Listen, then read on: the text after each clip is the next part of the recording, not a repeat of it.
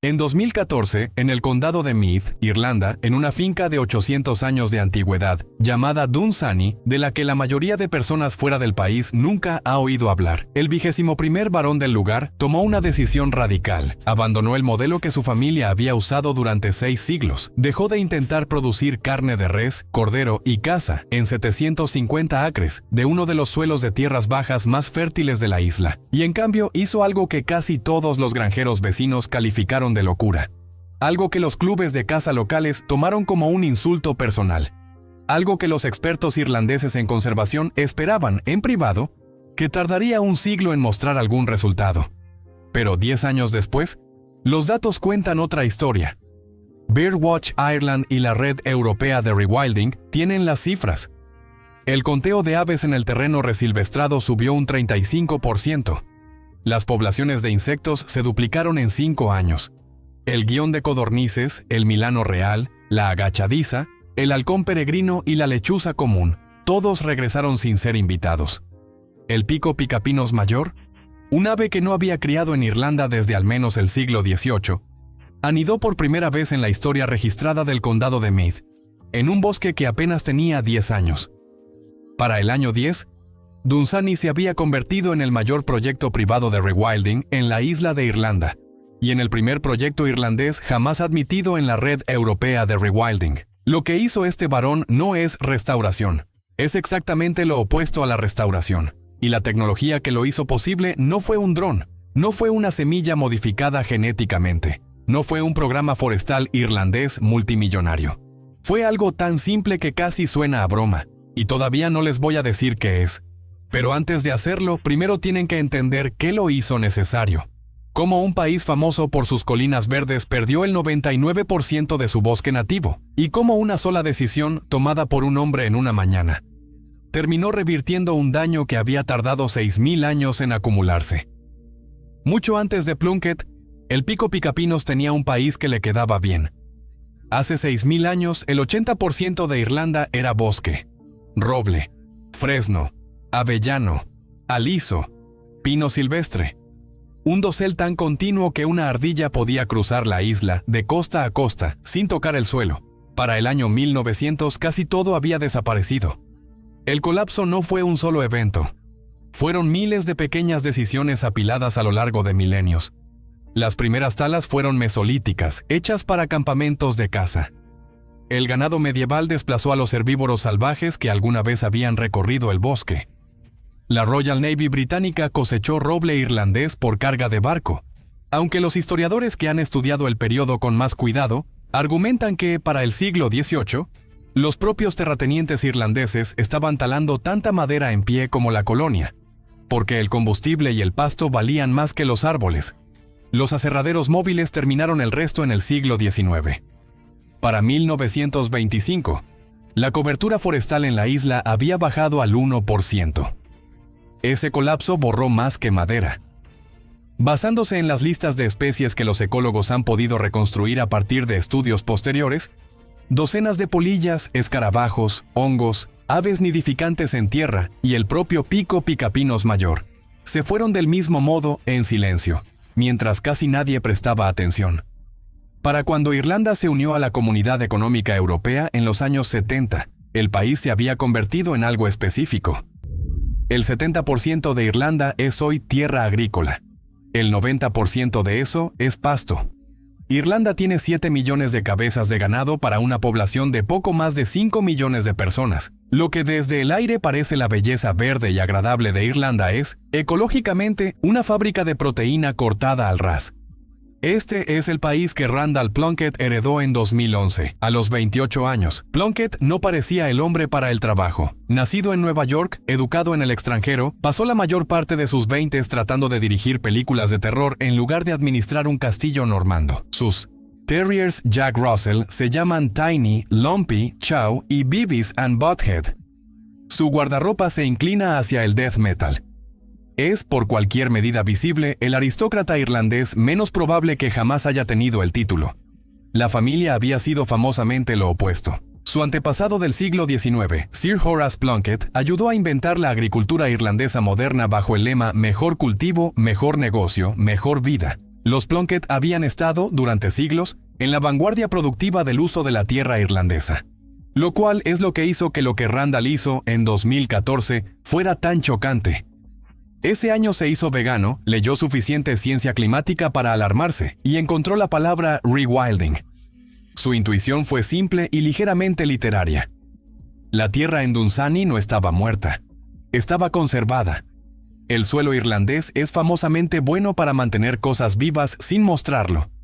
Las turberas irlandesas conservan cuero, lana y cuerpos humanos en condiciones casi intactas durante 2000 años, porque las condiciones frías, ácidas y pobres en oxígeno de la turba se niegan a dejar que las cosas se descompongan. Basándose en lo que los ecólogos saben sobre la latencia de semillas a largo plazo, el banco de semillas bajo el pasto de Dunsany parece funcionar bajo el mismo principio. Semillas todavía dormidas en el suelo, micelio todavía funcional debajo del césped. Aves todavía pasando por encima, todavía dejando caer semillas frescas cada temporada. El bosque había sido enterrado, no destruido. El pasto encima de él no estaba ahí porque la tierra quería pasto. Estaba ahí porque, durante 800 años, una cortadora de césped irlandesa con dientes se había comido cada plántula que intentaba crecer más alto que sus tobillos. Plunkett no preguntó qué debía plantar. Preguntó qué debía dejar de hacer. La analogía más cercana es una doméstica. No se puede cultivar un huerto cuando vive una cabra dentro de la cerca. Puedes comprar la mejor semilla del país. Puedes fertilizar. Puedes regar. La cabra igual se comerá cada plántula antes de que llegue a tu rodilla. El problema es la cabra. Durante 800 años, Dunsany tuvo cabras. Cabras de 1200 libras. Cabras cubiertas de lana. En 2014, el varón abrió las verjas y las dejó salir. Y entonces todo salió mal. La cuenta bancaria sangró mientras renunciaba a los ingresos del ganado, a los ingresos de las ovejas, a los arriendos de casa, a la madera, todo sin una subvención estatal que reemplazara nada de eso. Los cazadores, que durante generaciones habían caminado por los bosques gratis, llegaron furiosos. Ha sido amenazado con ser golpeado, intimidado en su cara por hombres que sostenían rifles en sus propios campos. Él llama a este periodo, sin rodeos, ir a la guerra. Para el tercer año, los bosques todavía no parecían nada. Los locales lo llamaban un idiota. Los expertos predijeron que necesitaría 100 años para ver una recuperación significativa. Ese debería haber sido el final. Mantuvo la verja cerrada un año más, y ese fue el año en que la tierra empezó a responder. Él nunca plantó un bosque, dejó que uno sucediera. La reforestación irlandesa convencional funciona así. Un terrateniente toma una subvención estatal, taladra decenas de miles de plantones en hileras, generalmente Picea de Sitka, que ni siquiera es nativa. El número en la hoja de cálculo que dice cobertura forestal sube, pero lo que realmente existe en el terreno es más cercano a una granja de árboles de Navidad que a un bosque salvaje. Dunsany corrió el experimento opuesto. Sin plantones, sin subvención, sin Picea, sin hileras. Lo que ocurrió dentro del perímetro es uno de los mecanismos mejor comprendidos en la ecología moderna, y en Dunsany se desarrolló casi exactamente como predicen los estudios europeos. El pasto creció alto. Flores silvestres que nadie había registrado en la zona en décadas subieron a través del prado. Luego vinieron los pioneros espinosos, traídos por zorzales que comían bayas y dejaban caer semillas por el campo. Zarza primero, endrino detrás, espino en medio. La mayoría de la gente ve zarza y la llama maleza. La zarza protege a los árboles bebés. Un arrendajo deja caer una bellota en el medio de un matorral. La bellota germina. Cualquier ciervo que quiera comer ese pequeño roble ahora tiene que empujar a través de espinas de 2,5 centímetros para llegar a una sola hoja. El ciervo se da la vuelta. La plántula sobrevive su primer invierno, luego el segundo, luego el 10º. Para cuando el roble es demasiado alto para ser comido, la zarza que lo protegió comienza a morir bajo la sombra del dosel. El bosque se termina a sí mismo. Esto está documentado en la literatura europea revisada por pares como rewilding pasivo, el mismo mecanismo que impulsa la finca Knep en Inglaterra y la mayoría de los esquemas de baja intervención desde el Reino Unido hasta Bielorrusia. Los libros de texto suelen omitir un número incómodo. Un roble irlandés nativo crece aproximadamente 10 metros en sus primeros 10 años, pero la verdadera madurez, el tipo de árbol que sustenta a más de 300 especies asociadas, toma alrededor de 100 años. La esperanza de vida alcanza entre 500 y 1000 años. Los visitantes que van a Dunsany hoy ven solo la página de apertura de un libro de 500 páginas. Una pregunta práctica sigue. Si el terreno resilvestrado no genera ingresos, ¿cómo sobrevive el proyecto? 3 fuentes. Los 950 acres restantes de la finca siguen en labranza, arrendados a agricultores. El castillo sirve también como locación cinematográfica. Y Plunkett dirige Dunsany Productions, su propia compañía de postproducción, desde un ala remodelada. Cada contrato comercial que firma obliga al cliente a donar un árbol a la reserva. Los expertos habían dicho 100 años. Los primeros retornos importantes aparecieron en 10 años. Lo que estaba sucediendo dentro de ese perímetro no era una deriva lenta, era una cascada. El conteo de aves en el terreno resilvestrado subió un 35%, verificado por Birdwatch Ireland y la Red Europea de Rewilding. El guión de codornices, localmente extinto en la mayor parte de Irlanda, fue registrado de nuevo. El milano real, exterminado de Irlanda en el siglo XX y solo reintroducido en la última década, encontró su camino a la finca por sí mismo. Agachadiza, halcones peregrinos, lechuzas comunes, todos regresaron sin ser invitados. El conteo de insectos se duplicó en 5 años. Las cámaras trampa comenzaron a captar armiños, erizos y martas. Las martas importan de una manera que les encanta a los ecólogos. Comen ardillas grises, la invasora norteamericana que ha estado desplazando a la ardilla roja nativa durante más de un siglo. Donde llega la marta, la ardilla roja regresa. El sistema había comenzado a vigilarse a sí mismo. Luego llegaron las nutrias al río Scane. Plunkett ha dicho que no se había visto una nutria en la finca en toda su vida. Y finalmente, el pico picapinos.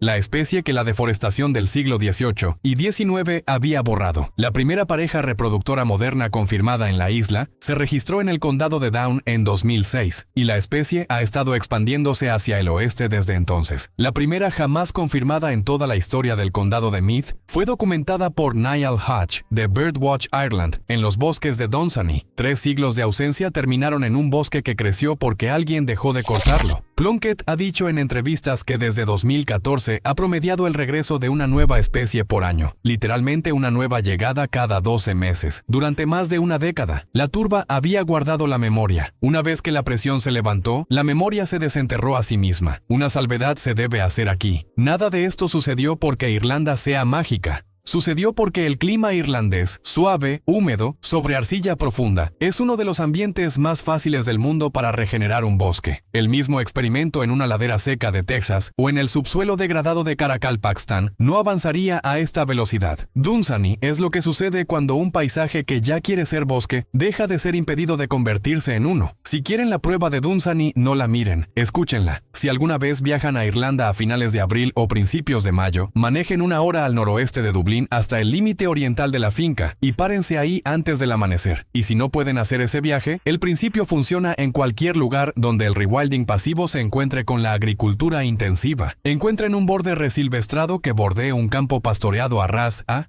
finales de la primavera y lleguen antes que el sol. El contraste será el mismo. En un lado de la frontera, como mucho un puñado de cuervos sobre el pasto. 3, 4 especies como máximo absoluto. La firma sonora estándar del 90% de la Irlanda rural al amanecer. Al otro lado, separado por 2 metros de alambre, un país completamente diferente. Reyesuelos, mirlos, herrerillos, zorzales, petirrojos, currucas, colirrojos. El profundo tamborileo del pico picapinos pulsando a través del dosel.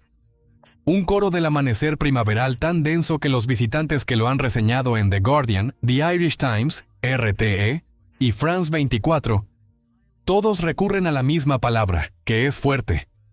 No es fuerte, es normal. El lado del pasto ha sido diseñado para el silencio. Una distinción importa para los espectadores que ya siguen el rewilding.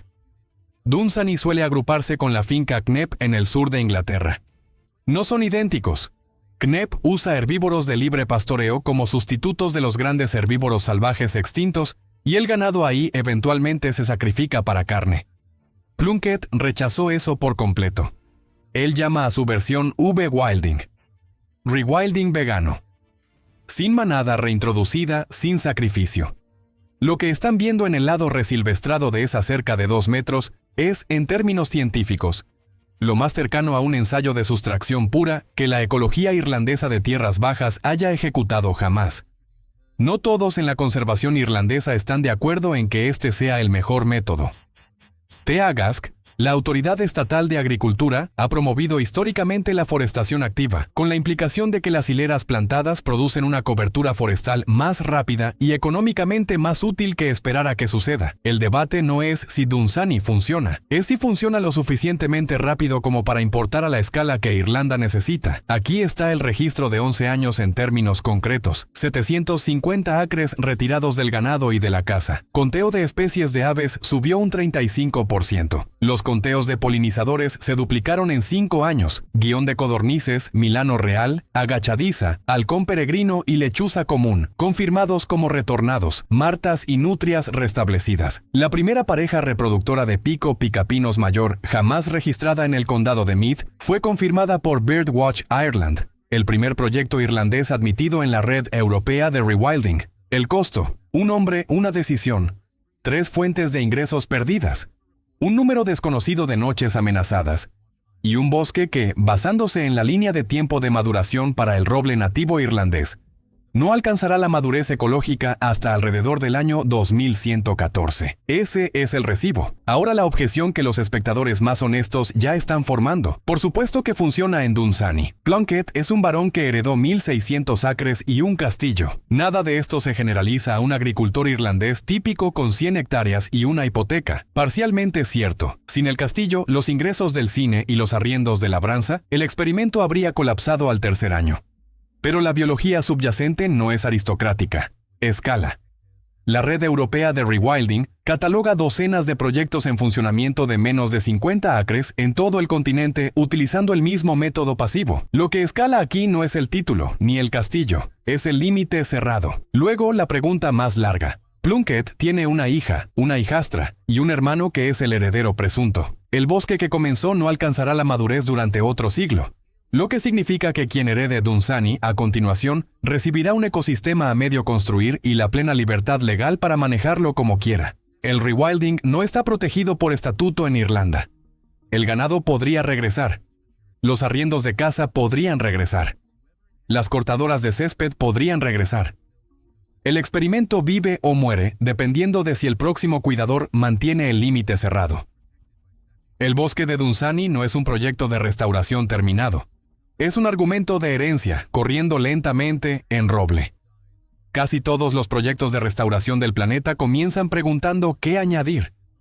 Dunsany comienza preguntando qué remover. Ganado, caza, siega. Quiten esas 3 presiones de la tierra y 800 años de memoria ecológica enterrada empiezan a desenterrarse por sí mismos. El bosque no había desaparecido, había estado esperando debajo de un césped. La contribución del varón al experimento no fue ingeniería, no fue ciencia, no fue capital, no fue esfuerzo. Su contribución fue una decisión. Cerró una verja, caminó de regreso a su castillo y dejó que el pico picapinos volviera a casa por su cuenta. Si la mecánica de revertir siglos de daño ecológico les interesa, suscríbanse. Hay valles desérticos devueltos a la vida por una familia de castores que entraron caminando por su cuenta, praderas urbanas reconstruidas al detener las cortadoras de césped en los bordes de las carreteras y costas retenidas del colapso por un solo molusco que todos habían sobrepescado. La ingeniería detrás de cada una es igual de